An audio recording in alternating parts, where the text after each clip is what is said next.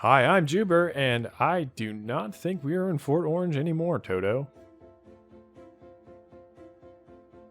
I joined the NSG SMP. I started off on the spawn island and quickly traveled to the shopping district to meet Minion.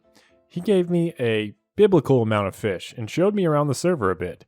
I headed back to the shopping district to see what was around, so later, when I had diamonds, I would know what to use them on. I found some cool shops, showed off my expert parkour skills, and then decided it was time to head off on my own. I headed into the nether, safely navigated the network of tunnels, and came out closer to where I wanted to start my base. Everything I owned was fish, so I pulled a Goldilocks and slept in a stranger's bed to avoid the horrors of the night. It was just right. I decided it was time to start collecting some of the essentials, so, as I traveled, I did my best impression of a hunter-gatherer. The trip was too far to make in one day, so I passed the night in a cave, crafting tools and making friends with some of the locals. Hello, sir. Nice to meet ya. Early the next day, I made it to the ravine I would be calling home for the foreseeable future.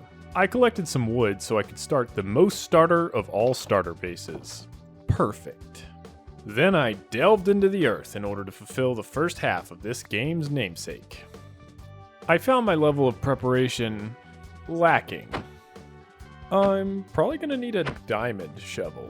The chest plate's connected to the helmet, and the boots are connected to the pants. This situation rectified, and my fragile ego now fully armored, I decided I was ready to brave the nether. Surprisingly, it went fine. Back underground, I found bushes and diamonds, which I mined with a pick given to me by a server mate that took pity on my financial situation.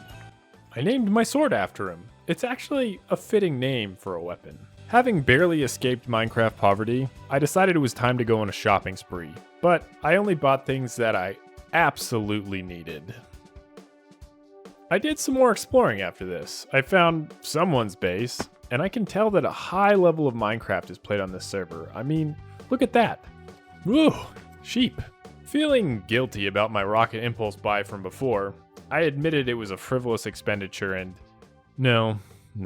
I headed to the end to get an elytra, so I wouldn't have to admit that I was wrong. Hello, Mr. Enderman. I searched all over, looking for an end city without much luck, but I was able to achieve one thing. Utter failure. I might not have handled this situation the best, but at least I did manage to lose all of my most important assets. Still got the sword though. But hey, that's what Minecraft is about, right? I'll just make new stuff. But first, I threw on a set of iron armor I had sitting around, picked up a sword, and ran back to get my stuff. What was left of it anyway. On my way back, I found an end city. No elytra though, which was unfortunate because I literally only grabbed the sword and armor, so my resources were not great, leading to some creative solutions to get home alive. My fragile ego once again wounded. I wandered around the shopping district for a while, hoping a new set of gear would, fall out of the sky. No such luck. I did find a lever though. Should I flip it? Of course I did.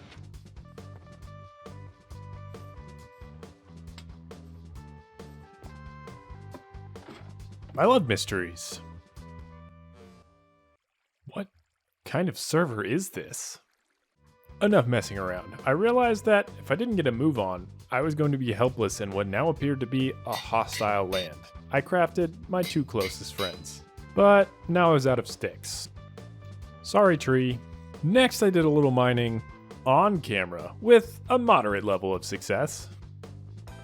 During this endeavor, I was lucky enough to get invited to a meet and greet where I met several of my new neighbors. Now that my financial situation had drastically improved, I decided it was time to move from a starter base into a starter base. I hate default clear glass. I still felt like something was missing. One of the main differences between early and endgame Minecraft is the mobility granted by using the elytra to fly. my failure in the end still haunted me. But, yet again, salvation came in the form of one of my server mates. Now that I had a house I wasn't ashamed of living in, I headed off to hire some help in my pursuit of a good set of gear. I found a village of peaceful pumpkin farmers that had a few willing employees. For real though, I explained how villager breeding and trading works in Minecraft, and now my wife thinks I'm a monster. In order to ensure safe passage for my new employees, I blazed a trail through what has to be the biggest spruce forest ever. And forgot where the village was, but that's okay. After a brief contract negotiation with each villager, we began our trek back to my base. In style.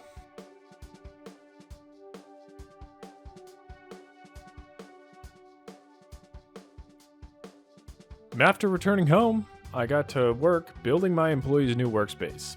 They haven't complained once. I also haven't gone back over there, but that's not really important, right? I'm sure they're fine. Anyway, that's all we have time for this week. I really appreciate everybody for watching the video, and if you liked it, please like the video and let me know why in the comments, and if you didn't like it, please let me know why in the comments, and if you want to see more like this, subscribe! Oh, and you should check out all the other NSG members' channels. See ya!